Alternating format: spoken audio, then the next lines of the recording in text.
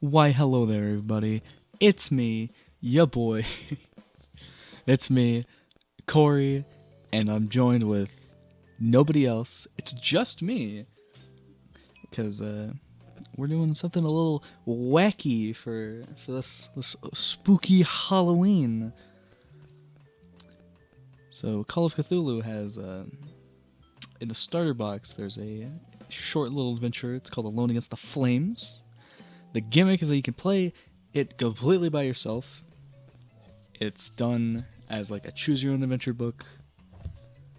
And that's what we're going to be doing this fine Halloween evening. Even though I'm recording this October 9th. So there you go. Now you have the date exactly when this was recorded. So I think that's enough rambling. Let's get into it. The sun is high in the sky, a merciless ball of heat. You feel scorched by the time you reach the bus halt in front of Osborne's drugstore. It's a relief to put down your heavy cases and take off your hat for a moment. You fan your face. It has been a long summer here in your hometown, and yet a curiously empty one. You look across the street at the grubby butcher's shop, the grocer's with its faded awning, and the shabby tobacconist. Mistrustful faces glare at you as they pass, sighing your clothes and luggage. It was your parents' choice to live here, not yours. You were happy down south as a child amongst Providence's white-walled houses and leafy churchyards. Perhaps this new job in Arkham will supply the change you need. Yet everyone you know in the world lives here. You know no one in Arkham, not one soul. You ask yourself one last time if you're doing the right thing. The answer is here. None of your supposed friends have come to see you off. You are alone. Whatever challenges lie in Arkham will be a new life and a brave one. The small gray motor coach approaches and rattles to a stop. You put your hat back on and pick up your cases. And after that it says, go to 263.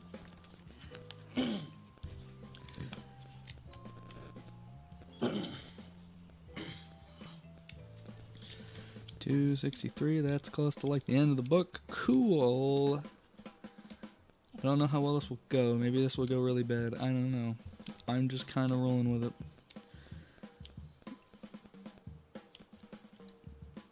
$263.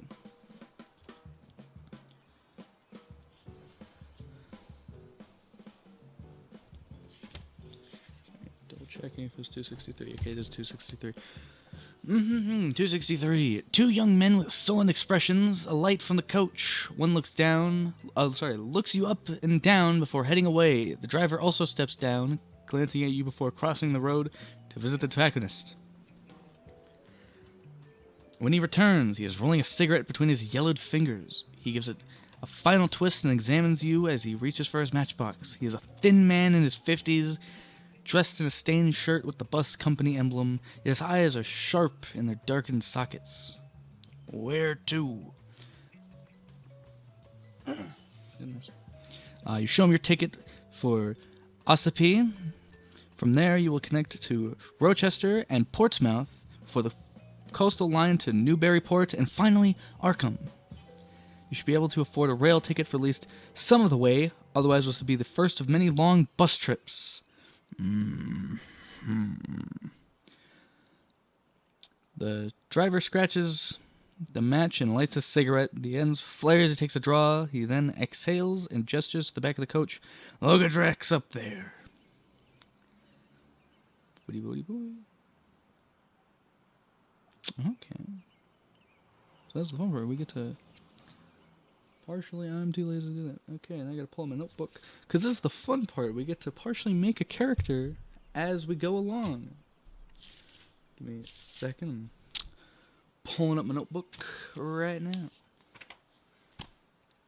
So this is the fun part. I'm glad that did not hit the stop button, otherwise I would have screamed. I gotta move this out of the way. Pencil. Okay, look at your 8 characteristics. Strength.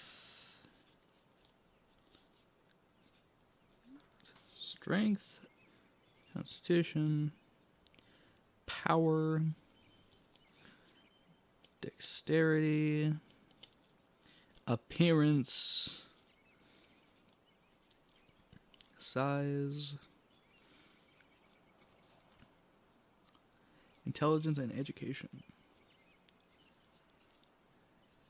EDU.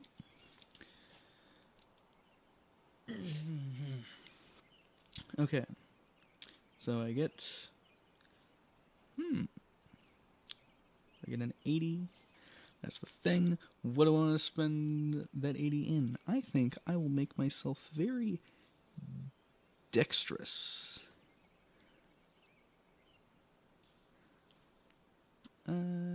50. I'll put that in. I'll put like 40 in size. I'm not a big boy.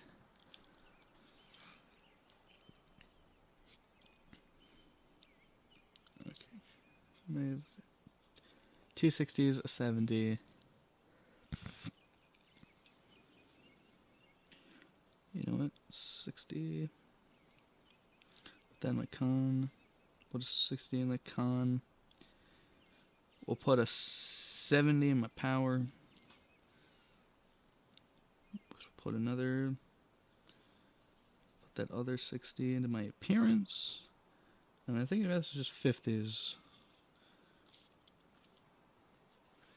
Not too shabby. Okay. Now I gotta go back and page 8.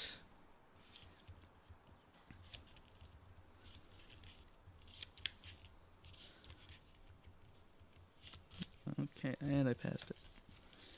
It's going well already. Okay, page 8. The driver smokes and watches you. The driver smokes and watches you as you drag your cases to the back of the motor coach. The rack is set inconveniently high of the vehicle. You get a grip on the heavier case. Okay, so it's 40. Go to 23. Okay. My size is 40, so I will go to 23. Alright, book.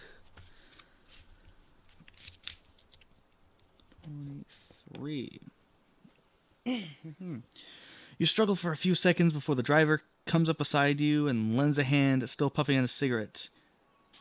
Heavy bags for a smallin', he remarks. You judge it best to respond with a simple thanks. Now we get to go to page 233. This is a thrilling adventure already.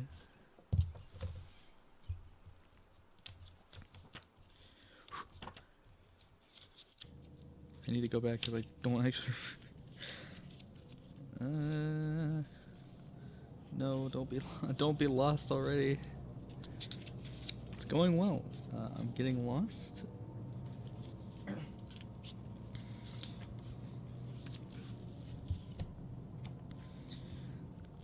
Okay, we're gonna go back to page 8 because that's the last one I distinctly remember. Okay, go to page 23.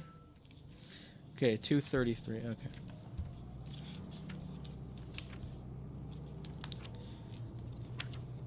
Close back of the book. Okay, I'm at 230. 233.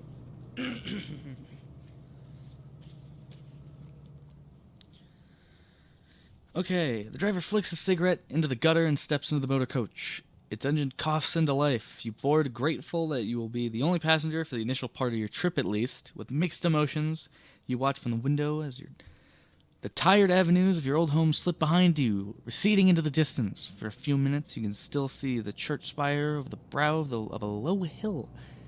And then the road dips, and it's gone, too. Arkham is your new home. You'll travel there and make a new start. Okay. Don't care. That's another thing that doesn't completely matter to do right now. Okay. 134. Got it. This is the part where I get to roll something. Okay. The coach putters through the countryside. At first, the interior is... stifling, and your stomach lurches with every bend in the road. However, the driver opens his window, and by switching seats, you find a spot where the breeze hits your face. Soon you relax into the journey, observing the quaint little hamlets that the coach serves. A heavy-set woman boards at one settlement and gives you a polite nod. She gets off at the next one. The road rises a little, passing cornfields and orchards. The leaves are turning, and the trees are alive with glorious reds and golds. You begin to doze when the driver takes a tight bend at speed.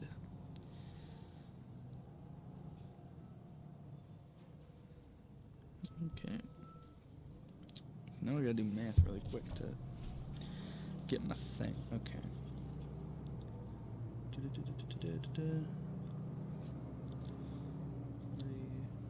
40 plus 60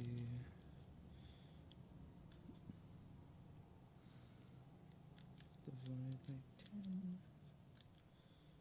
Okay. And I got 10 health. Okay.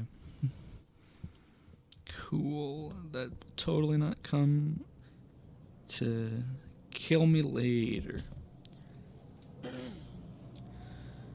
Okay. But now I get... Okay, so now I get to make a dex roll. Cool. Let's get those dice, baby.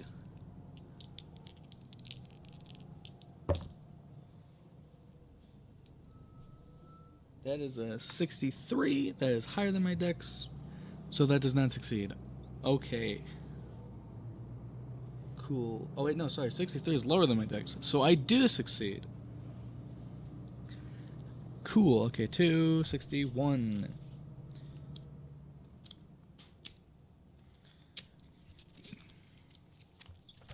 Okay. Slowly dying in the background of this. Don't mind it. A desperate yell awakens you. You feel yourself slide from the seat as the driver spins the wheel and the motor coach plunges off the road. You grab hold of a seat in front just in time to prevent a painful fall. The coach stops with a thump. Now you see what has happened. A Fordson tractor has stopped in the road and your driver had to swerve to avoid the steel object. He leaps from his seat into the road, unleashing a string of curses at the farmer. You take a moment to catch your breath. Perhaps you should offer assistance, but the driver's already returned. He backs the coach up a little and threads it around the tractor, glaring at the farmer. The story is going. It's a little humdrum. It's building suspense, my friend. So 70 something. I need to double check that.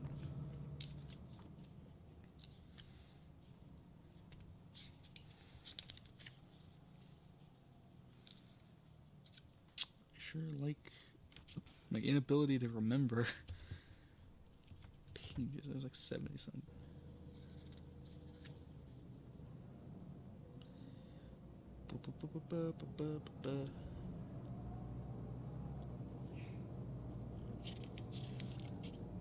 $71? Okay, so 71. Okay, I found it.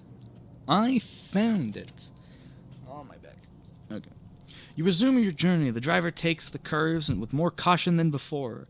He glances over his shoulder at you a couple of times. Sorry about that before, he says. The fellow was dumber than a hog. I'm Silas. What's your name? No, you're not. The accident was at least as much as Silas' fault as the farmer's, but it doesn't seem shrewd to antagonize the man while he's driving you through the middle of nowhere. Make up a name for your character. We will go with, you know what? He's just gonna be me.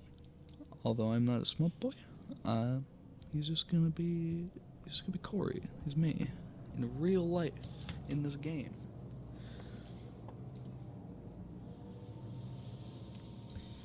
Okay, the coach turns on a narrower road, which weaves uphill through the woodlands. Silas becomes chatty. Going to Arkham, eh? Can't say I've heard too much of the place. Went to Boston once, didn't like it. Too much hustle and bustle. You got family there? A special someone waiting? The afternoon is wearing on. You see no harm in fighting and tell us about your new life. Good job, huh? What's your line? Okay, so I can be an antiquarian, a doctor of medicine, a journalist. I'm gonna be a journalist, like in real life. I'm kidding. I'm not a journalist. That was a joke. It was not meant to be real. Journalist.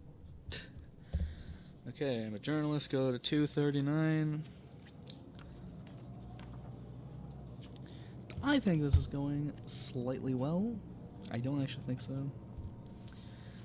Okay, 239. Found it. Okay, you mentioned the reporter's job, which you secured at the Arkham Gazette on the strength of a few freelance pieces in your local newspaper. It'll be a relief to get away from vapid society columns and whimsical stories. You understand the Gazette covers everything from the breakthrough of researchers at the Miskatonic University to the most sordid exploits of a local ne'er-do-wells. It should be something to get your teeth into at any rate. A writer for a newspaper? Silas seems confused as if he thought the stories somehow wrote themselves.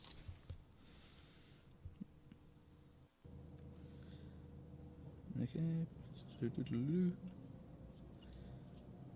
Oh my goodness.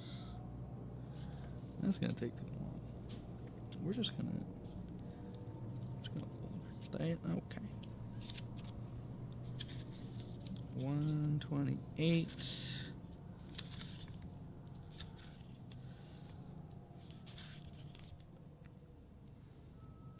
Okay, I passed it. It's like the next page. Okay, right here.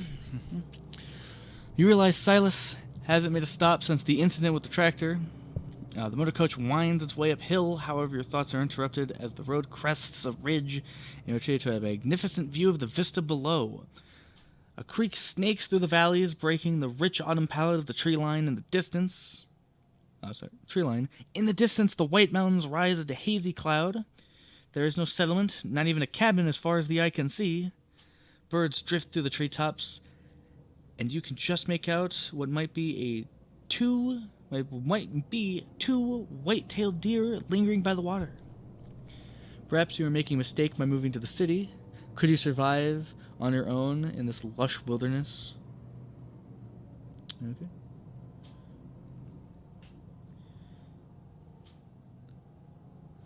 That's just telling me that buddy boo. You get telling you what bases and stuff work like. Okay, go to 244. Sorry, 244 or 144?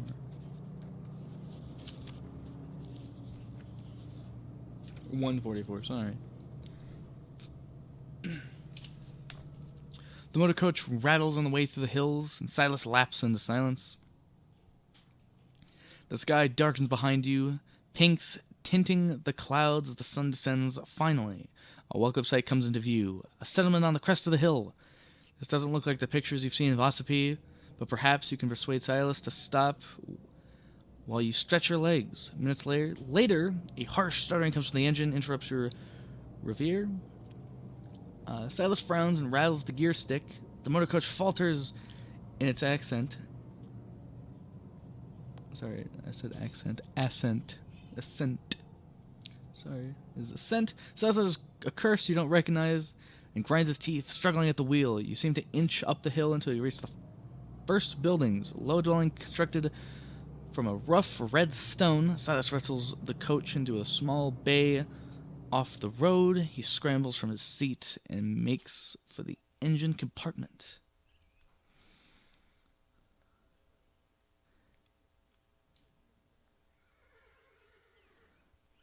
Okay, I could go with Drive Auto, or I could go with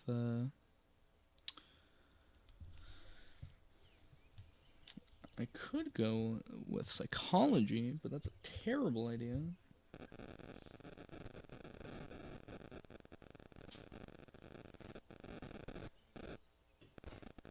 You know, we're gonna go Drive Auto. That's gonna be the easier one.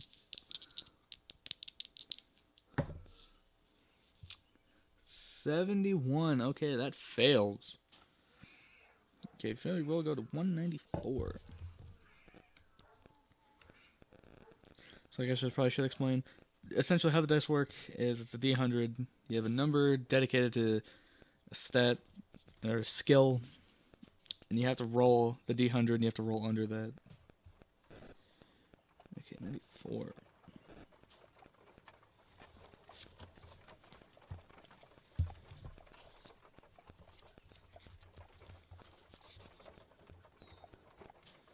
It's 194. Okay.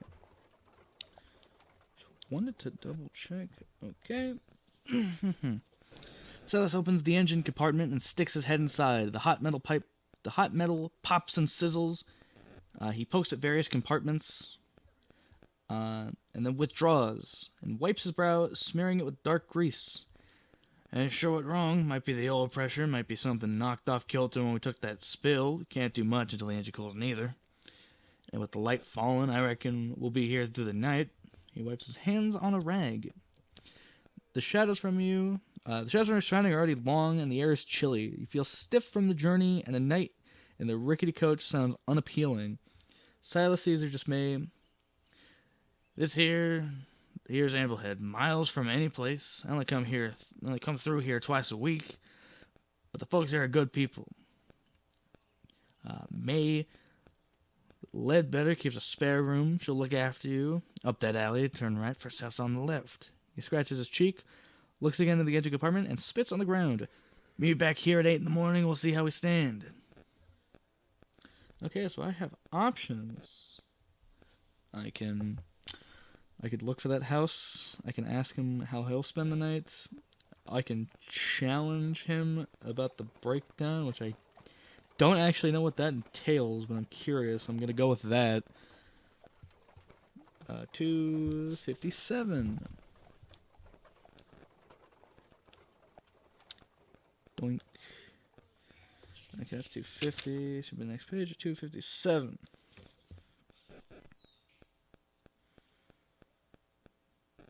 Okay, well, I've not done. You confront Silas with your suspicions.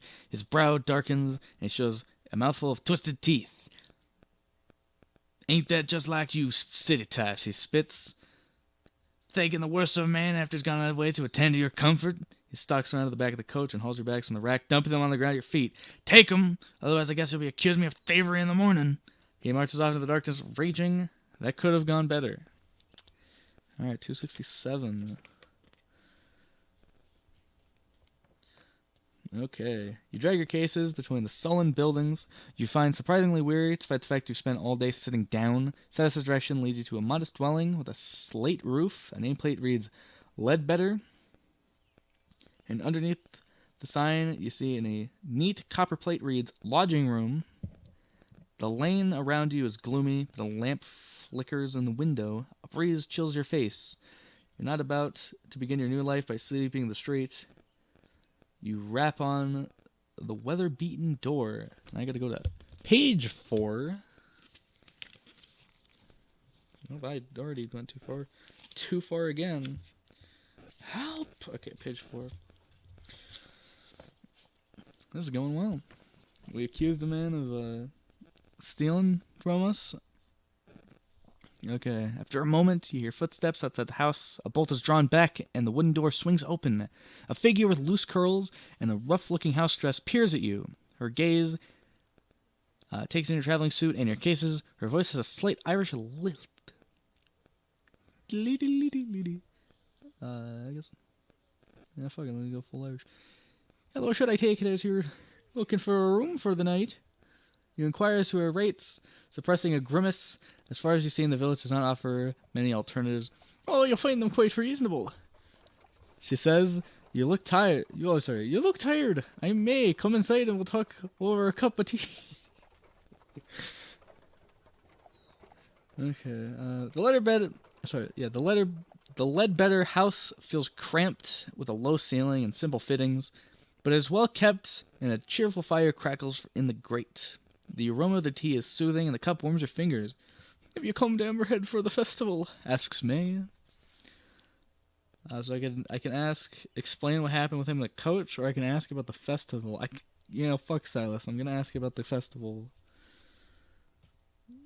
I'm asking about the festival. It was like 21, I think. Yeah, 21. Okay.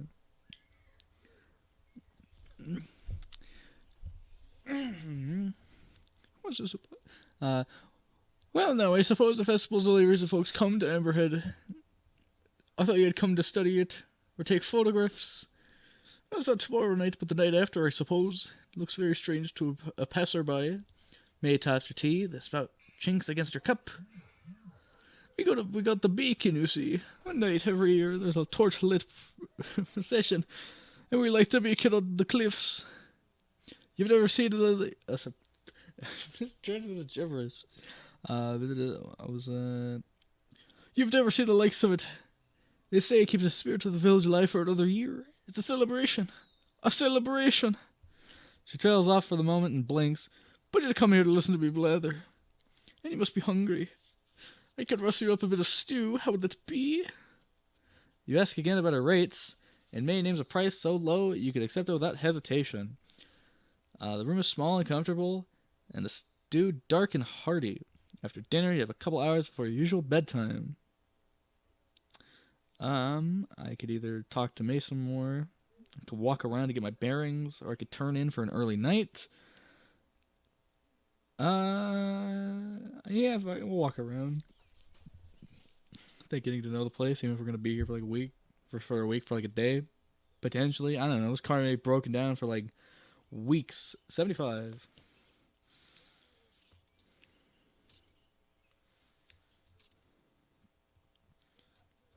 Okay, next page. And there we go. Got it. Okay. May's brow creases as you announce your intention to take a stroll. Mind how you go, she says. Amberhead's surrounded by cliffs. We don't have much fancy street lamps here. Take this lantern and watch your step. I don't know why she's like fucking Samwise Gamgee. Watch your step, Mr. Frodo. Okay. Outside, you see what she means. The sky is overcast, and only a few glimmers of moonlight peek through the clouds. Without a heavy lantern, you'd be walking in near total darkness. You cannot hope to get an overview of the village tonight. Maze Street is a narrow passage, hemmed in by squat, dark dwellings. At the end, however, it opens up. A wide thoroughfare leads off to your right. A crude sign names it as Silbury Street. Sorry, Silbury, I don't know, whatever you want to pronounce it. Street. To the left, a few yards away, your light picks up the crooked post of a simple fence, and beyond that, the ground drops away into darkness. You take a couple of steps closer, but you see nothing. Air from below you cools your face. Then some instinct makes you look around. Go to 86. That's on the next page. This page is with 85. Okay. An ink black figure stands in the road about 20 yards behind you. It stares at you.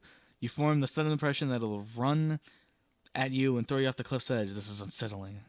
Saying has been started. The figure slips down an alley.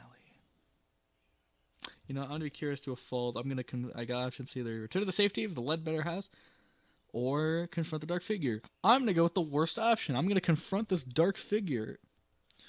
That's a 121. Okay. As you approach, the figure takes a pace back, and then another. It slips down the alley between two buildings. To catch your target, you must make a track roll. Okay. If I succeed, go to blah blah blah. If I don't, go to blingy blingy blue. Okay, well, I got slim odds, and that's already failing. Yeah, that's straight 30. That's more than my track. My track skill is not good. Okay. If I fail, I'll go to 130. Okay, the figure moves fast, with almost silent steps. You are hampered with a heavy lantern in an unfamiliar environment. You emerge from the alley into a dusty courtyard. You can detect no signs of your quarry. You scratch around for a few minutes, but the figure has gone. It seems unwise to continue your stroll through the unknown dark streets while this threatening presence is abroad. You head back to the Ledbetter house. May lets you in and settles back in her chair. Soon she begins to yawn. I believe I'll turn in. What would you like your breakfast? Go to 6. I almost said 6:33. Sorry, 6:63. Okay. As May stands, you hear a clunk behind you. You look over your shoulder, but all you can see is a wooden door securely closed. May tuts. The young lady of the house. She's been listening to us, Ruth. Come down and greet her guest. There's a short pause, and then the door creaks. 2 wide eyes appear from your gap between tousled hair and a rough nightgown. What do you say? The eyes blink. I don't know what stupid voice I want to do for this character now. Pleased to meet you. Now get back to bed. The door closes again. My daughter Ruth, 10 years this summer. She's a delight and a torment all in one. Don't worry, she sleeps with me. She'll not disturb you. Good night now. This voice is getting worse and worse as we keep going. Okay, you retire to your room. It's a little chilly, but you're too tired to worry about lighting the fire. The sheets are clean, and the bed soon warms up. The silence outside is strange after living the town for so long, but you soon drop off. Go to 154. We're gonna go to 154. I'll keep doing that stupid fucking voice. 154. Okay. I was like, wait a minute. Okay, you dream of a fire in a grate. Coruscating colors shimmering through the dancing tongues of flame. At first they are tiny, almost microscopic. But they grow and grow until a kaleidoscope inferno spills from the fireplace, spreading across the floor and up the sheets. You wake the day with a start. Daylight glints through the curtains, and you get up and examine the grate, blinking from your sleep. Looking from the sleep of your eyes. It's quite cold. You haven't taken any damage, but may recover any hit points that I may have lost, which I haven't, despite the fact I made a really awful decision. But okay, I tried to confront a figure. Okay, 60s, 166.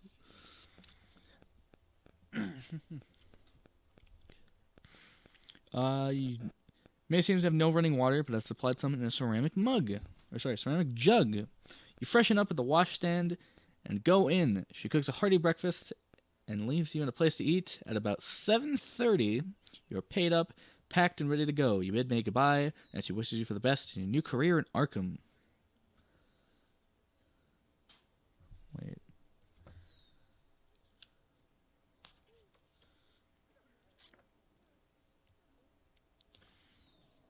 Okay. Then, 192.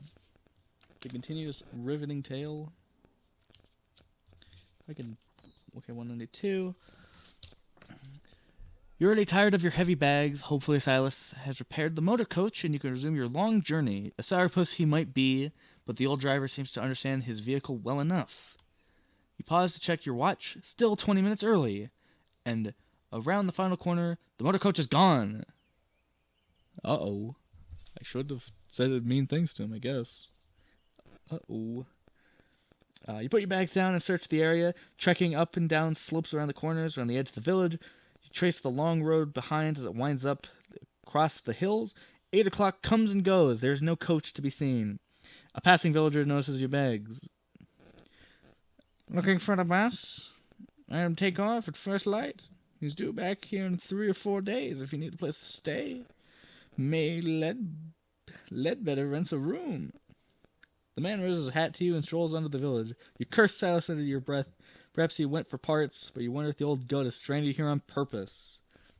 Probably. I accused him of fucking with me, deliberately stranding us here. 218. Okay. So maybe Okay, May is doing laundry and looks surprised to see you again. Forgot something. When you explain the situation, she offers to store your bags while you try to arrange alternative transport. You are grateful and relinquish the load. Nobody here has anything like a car. She strokes her chin and narrows her eyes. Maybe you could find someone with a horse and cart for your bags. I could ask around later. Try Mr. Winters at the village hall. He'll know if anyone will. Or ask among the artisans. Their workshops are left on Silbury Street. She reaches over and squeezes your wrists. Don't worry. I won't see you sleeping in the street. Money or no money. You thank May and turn to face the village. I cannot read for the life of me. Turn to face the village. Okay, go 6.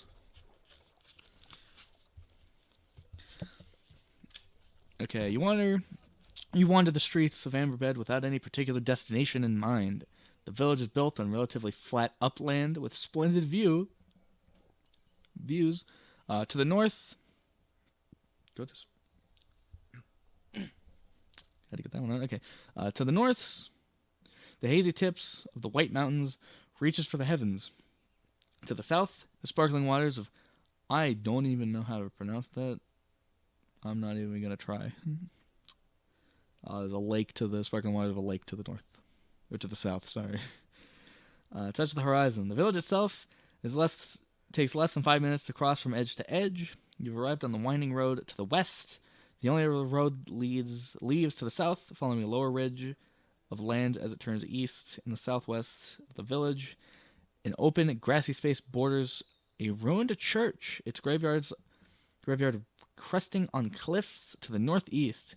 3 main thoroughfares meet to a raised black metal structure. It looms stark against the blue sky. Okay. Ask about transport at the general store. Seek out the village hall. Walk down the lower levels and take out the eastern road. Examine the large metal structure. Explore the church. Look for local people. If they want transport, I'm gonna just ask about transport at the general store. You know what? I'm gonna go page 16.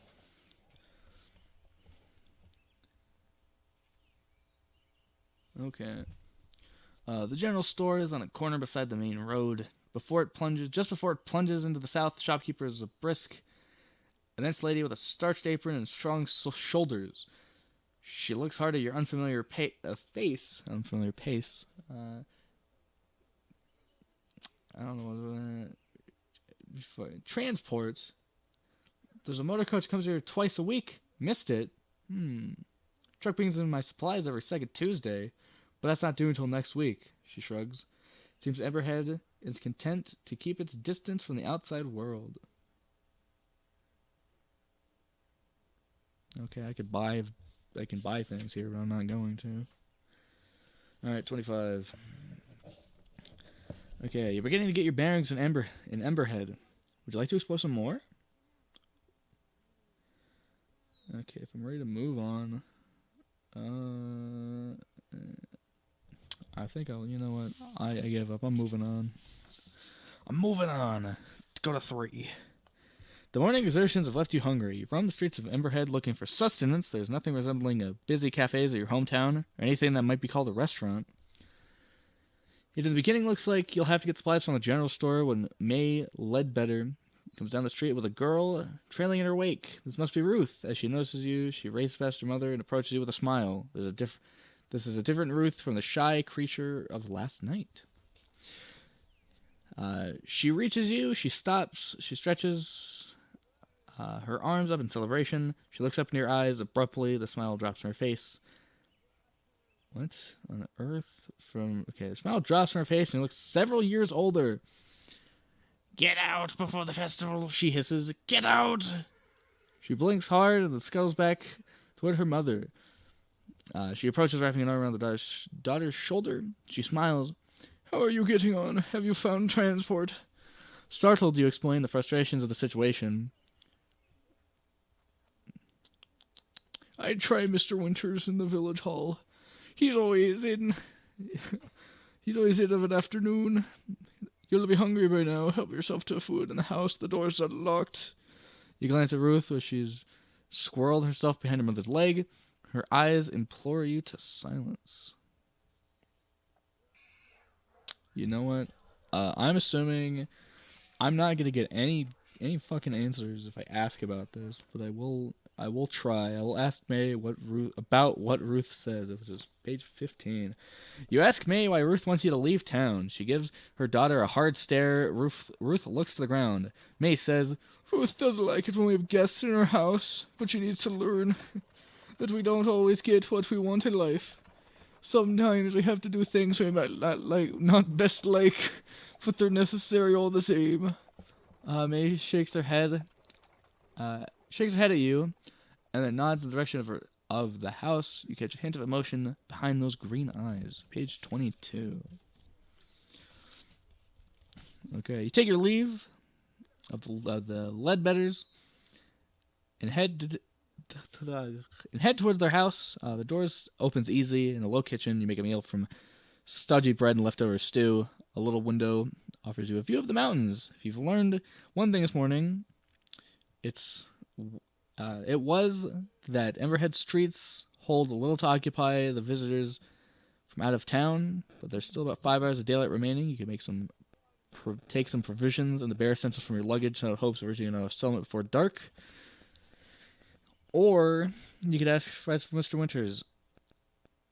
I mean, this is a hard choice. I could either say "fuck you, I'm out," and I'm gonna walk this myself, or I could just ask someone. You know what? Fuck it. I'll try. I'm gonna head to the village hall and I'm gonna go ask this Mr. Winters and be like, "Hey, are you Mr. White Christmas? Or are you Mr. Snow? Did it?" Very topical joke for this Halloween special.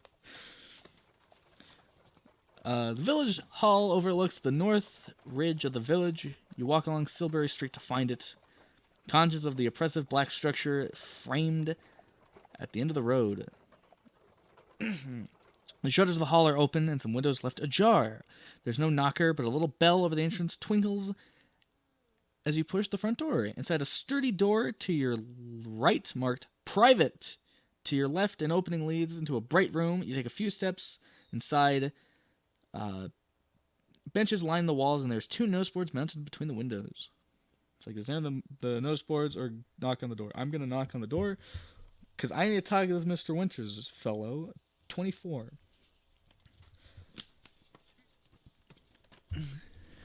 You raise your hand to knock on the door, but it opens before you can complete the movement. A middle-aged gentleman behind it takes an involuntary step behind, adjusting his spectacles. You hasten to apologize and introduce yourself. He steadies himself and peers at you. I see. I'm Clyde Winters. Just visiting you, say? And you've come to see me. Care for some coffee? I usually take a cup around this time of the afternoon. His invitation seems quite genuine enough, and a good opportunity to ask him questions that are on your mind. Go to 43. See, it's going somewhere. We're going to die soon.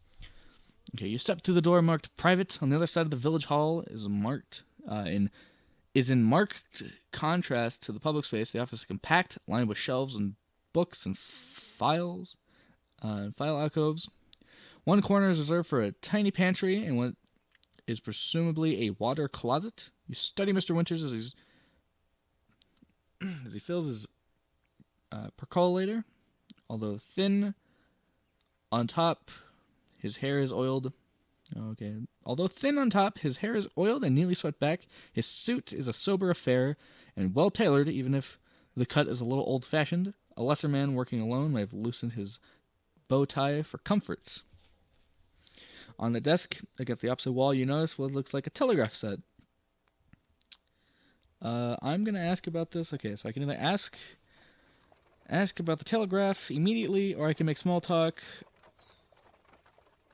Look, I'm in a hurry. I need to use your telegraph, sir. 56.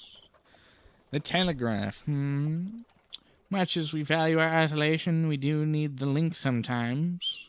You were hoping to send a message. I must apologize. The line has been down for 2 weeks. I reported the fault, but of course they're not so speedy when the problem lies in a rural area. I'm expecting a repair the day after next. I do appreciate how frustrating this must be. The coach is due in, 3 days? I think he's going west. Might want to engage a wagon. One of the farmers might. You explain that you've asked a few of the residents already, but to no avail. I tell you what, Winters pours you a steaming cup of coffee. The dark liquid smells rich and strong. When the repair crew arrives, I'll ask them to take you back with them. How would that be? They might want $1 or 2 to grease the wheels. The day after tomorrow. It's less than ideal, but a real opportunity you have. To thank Mr. Winters and go. To ask about his library. I don't give a shit about his library, so we're going to go to 180.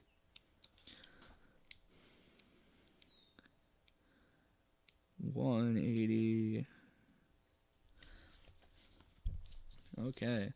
As light fades, you return to the Ledbetter house and eat a light supper. Made as unusually, taciturn? Yeah, taciturn. Ruth's eyes flick to yours several times during the meal. There's an urgency there you cannot quite interpret. Afterwards, May ushers the girl into their room. You've been in Everhead for barely 1 whole day, and you already feel confined by it, both geographically and socially. This evening has little to offer. Okay. Yeah, appears abundant. You can do some stargazing or attempt to speak to Ruth. I'm gonna attempt to speak to the child. Because she did say some ominous shit that I kind of want to know about. Okay, 130.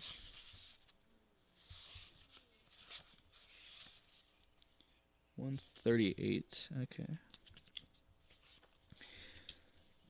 In time, May returns to the kitchen and busies herself cleaning up. You speak to Ruth. You'll need to get... to speak with Ruth, you'll need to get May to leave for a short while. You help with the dishes and try to think of a ruse. In time, an idea comes up to your mind. Ask us about friends of the village. May narrows her eyes. He knows Troy on the other side of town, she says. Not sure I'd call them friends, more like an old feuding couple. But he probably spent last night at Troy's place. You ask May if she could visit Troy and ask if Celeste mentioned any plans to returns. May looks dubious. Right now, she speaks. Okay. Okay, without looking to his best appealing to emotions. Rush into compliance. I will, you know what? I'm gonna attempt to be like, please, please. I really like if you would fucking help me. It's vital. I need to leave. I need to get the fuck out of here.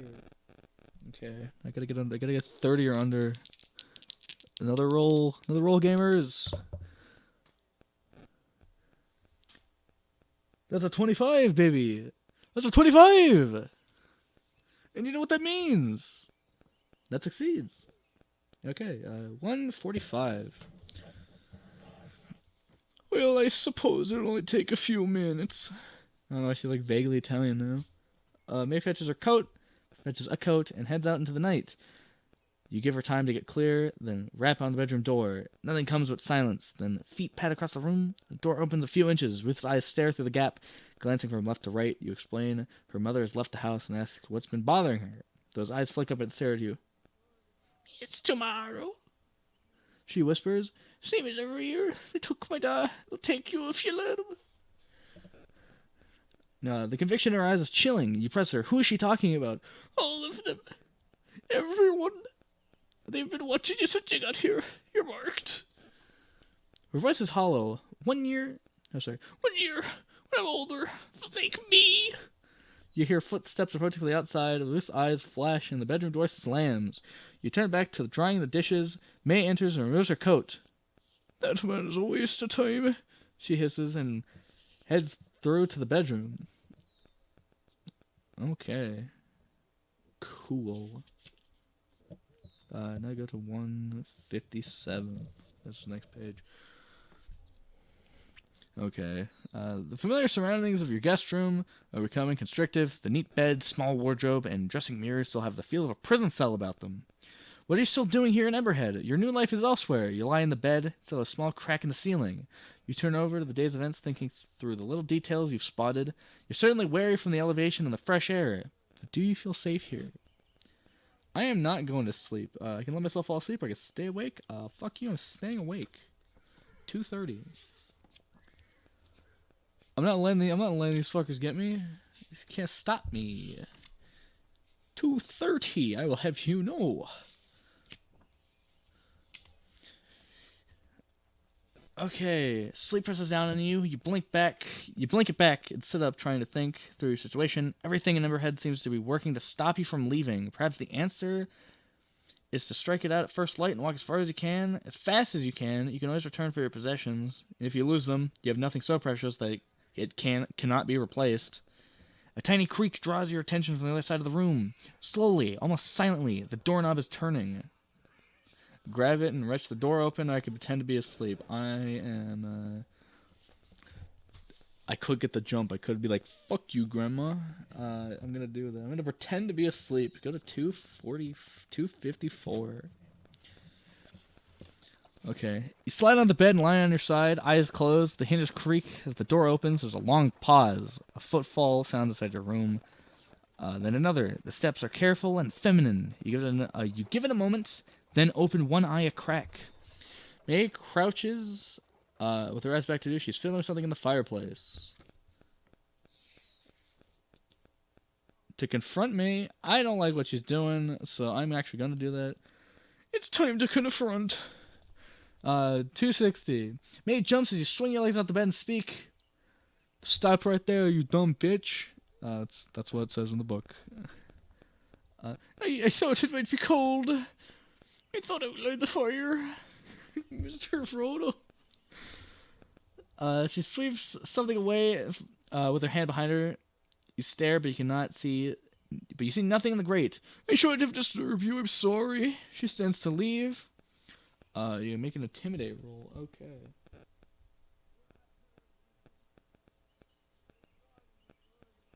Try to find where the fuck I have intimidate on that thing here. It's right here. Found it. Okay, that's gonna suck. I'm not gonna. My thing's 15. That's 78. I fail. No. Okay, go to 32.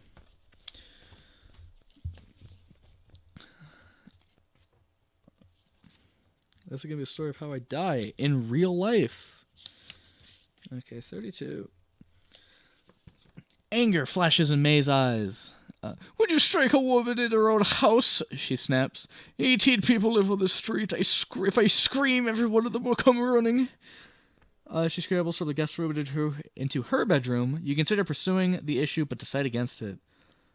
To secure a door with a chair and get some sleep, go to 58. To stay awake all night, I'm gonna go to sleep, but I'm gonna secure my door like a big brain fool. 58. Okay, you awaken to the sound of feet on the street outside. Your night's rest has brought new determination. Today, you will meet Emberhead on its own terms. I have not been wounded, so I am good. Go to 64. Okay, the letterbed kitchen is empty, although bread and eggs have been laid out for your breakfast. There's a note from May explaining that she's taken Ruth out for a few hours. If you're involved into a fight, I was not involved in the fight last night. Go to 78.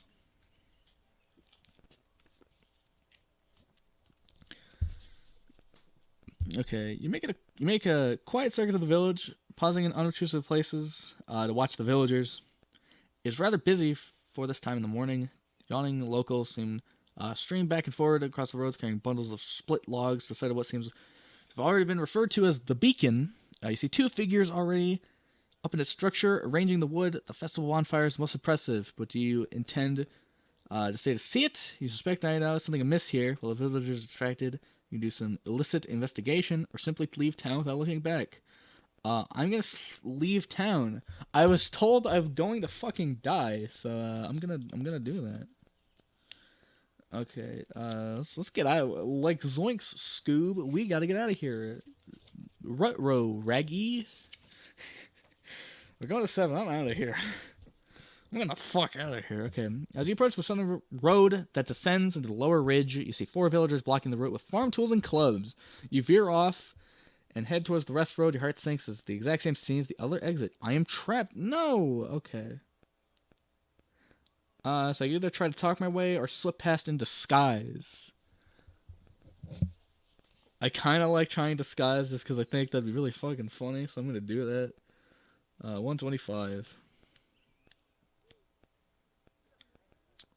125. Gonna slip past in disguise. Okay, on the other side of May Ledbetter Street, you see a washing line with some baggy, crumpled clothes. It's not a lot to work with, but you can use your own clothing as stuffing, improvise a hat, and change your gait to a stooped shamble. Nobody gives you a second look as you limp towards the southern exit of the village. The guards are still waiting at their station, scrutinizing passerbys, but they're beginning to look bored. Oh, God. This is a terrible idea. I have to make a hard roll. No. Disguise. I'm not even good at disguise. Shit. Fuck. I'm gonna die. Don't fail me now, dice. 14. If it was a regular check, I would have succeeded, but no, it's hard, so it's like half. Damn it. Okay, if I fail, I go to 139. Okay, these locals aren't as stupid as you think. They grab you and march you back to the center of the village. Go to 108. I thought my brilliant disguise would work. Okay, the fading light from a narrow window tells you the afternoon is giving way to evening. Your hands are shackled behind you, so you can't even lie down on the rough bed. A woman you have not seen before comes in. Her face is wrinkled and her eyes dull. They do not meet yours, but you put cups to your lips. I'm not drinking where the fuck this is. Leave me alone. Going to 113 to not drink it. Okay. You turn your face away, and when she tries again, you dash the cup from her hands. The cup from her hands using the side of your head. The clear liquid spills across the floor. The woman gives you a half shrug and turns to leave the room. You shout after her, but she gives no reaction. You soon become thirsty. Go to 205.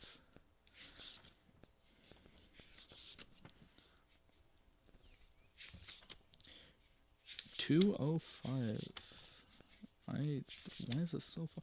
Okay, found it. Okay, as the light fades outside, your little prison becomes dark. You can hear much activity around the building. Occasionally, an orange glow passes the window. The only comfortable position in the shackle seems to be sit against the end of your bed with your arms hanging behind you. You need to concentrate and come up with a plan. There's clearly no escape from your bonds, but you do not know exactly what your captors want from you, but you cannot ignore the fact that they've spent the entire day constructing a massive bonfire. I'm gonna get fucking Wicker Man, aren't I? Go to 27. I'm gonna get Wicker Man. They're gonna burn me alive, and it's not gonna be. I'm gonna say, not a epic gamer move. Kind of cringe. Not gonna lie. I need 27. 27. The door scrapes, wrenching you back into the moment. Orange light spills into the house from blazing torches held at the threshold. Goodness. 2 large villagers step in and grab you. At least you assume they are villagers. They wear heavy black cloaks, and their faces and hands are painted entirely black. Oh no, you can't. Oh no. Twitter, help me. These guys. Okay. Save only for a red triangle centered on their left eye. You try to drag your legs, but the reach on your arms lift you bodily from the bed. Outside, it seems the whole village is congregated to see you. Every single one has blackened face with the red triangle motif. Torches sputter and spill fire. You struggle, but you cannot see physical resistance. But you can see physical resistance is hopeless. You are marched to the central street. Turn to face the beacon. Okay, 117. I don't think I'm gonna get out of this. I'm gonna call it now.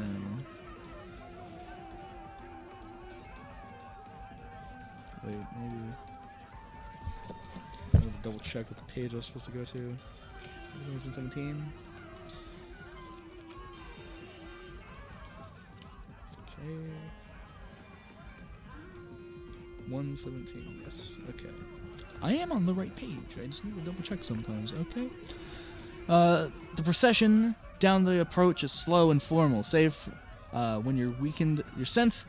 Oh my gosh! When you sense weakness and yank at your captors, a chill touches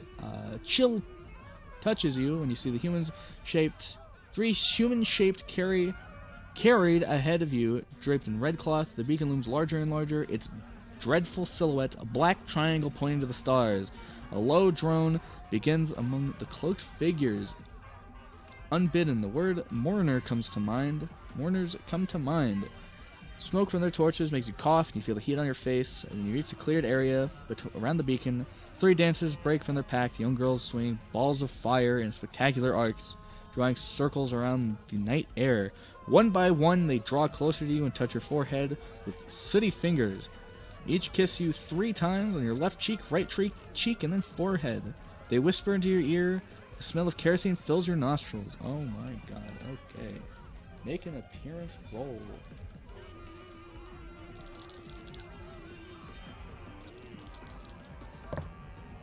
That's 15, that succeeds. Okay, go to 10. I might have saved my life here. I think I'm guaranteed to be fucking Wicker Man. Oh no. Through the sacrifice, the village will be reborn, says the first dancer. You pass from earth to air for all our sakes, says the second. I've weakened the chains, says the third. Don't try to escape till the flames are high enough to hide you. You stare at the third dancer and that inky visage. You clearly discern the framed features of Ruth Ledbetter. The dancers weave off and disappear behind the buildings. Go to 18. I'm gonna die here. I'm gonna fucking die. I'm gonna get Wicker Man. Like I've said like 12 times. As you arrive beneath the beacon, 10 villagers close in on you, working with surprising coordination. They immobilize you and lift you to the blackened iron stairs to the raised platform. You cannot help but shiver at the sight of the central framework, twisted from past blazes. And what you can do now, what you can now clearly see to be fastening points for chain. None of the eyes meet yours as they lash you to the metal. The village sings now something rhythmic and ancient, carved from odd syllables. A second group ascends to the beacon carrying 3 red-draped bodies. With reverence, they arrange their burdens in a triangle around your feet. Then they withdraw, leaving you alone with the dead, shin deep in a sea of kindling. Go to 33. I'm gonna die. You see the entire village gathered around the beacon to watch you burn. Behind the face paint, you recognize May Letterbed. And yes, that is Silas, the coach driver, standing at her side. The audacity and scale of deception staggers you. A man steps up on the dais and raises his hands with quiet authority. The frame of his spectacles obscures the red triangle on his face. No! Okay. So we draw here again on this night as we do each year, and we give thanks to the one who preserved this village against the fire of the void.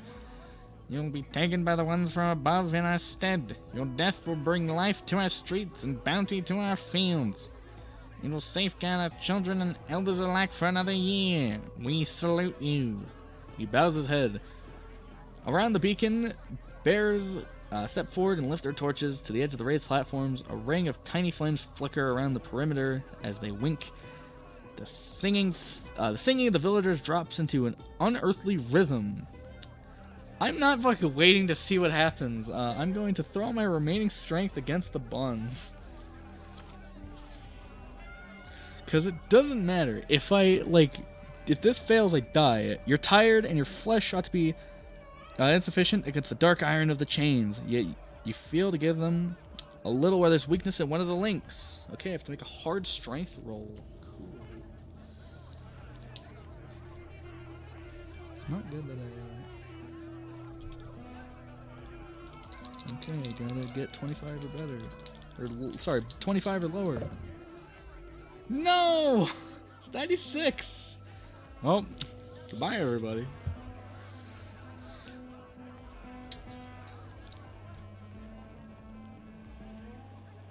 Okay.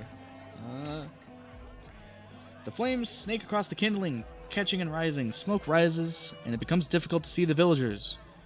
The three bodies... I'm gonna move right here. The three bodies surrounding you catch fire, blazing with sooty red flames. You begin to cough as the smoke enters your lungs and fight down the urge to panic. Okay, go to 65.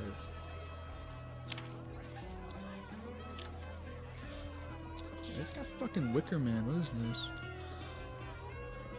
This is going great for me. Okay. Flames lick at your legs. Your eyes water. You are shrouded in smoke. It might be your imagination, but you think you can feel a slight give in your chains. You throw yourself against them, giving no thought to how they might bite into your wrist. Okay, take 1d6 damage from the fire. That's 6. I haven't taken any damage before this, so I am still okay. 10 minutes. 4. Oh no. Okay, I have 4 health. I'm fine. I'm not fine. Okay. The end? Okay. Strength roll. Come on, baby.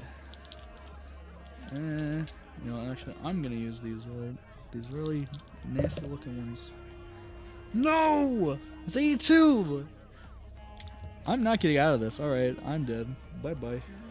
77. Okay.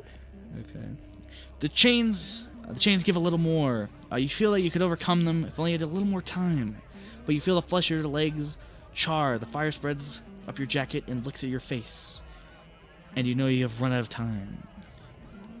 Goodness. You have burned to death in the beacon. Why not try again? By making different choices, you may be able to escape and outwit the people in Underhead. The end. Well, that was something. I died. Alright. That was a good, fun time. I thought it was really neat. Pretty cool. I have a longer version of that. May do next year. But this is where I bid you adieu. This is the part where I guess the normal things I do at the end of every episode to go on. We have an email.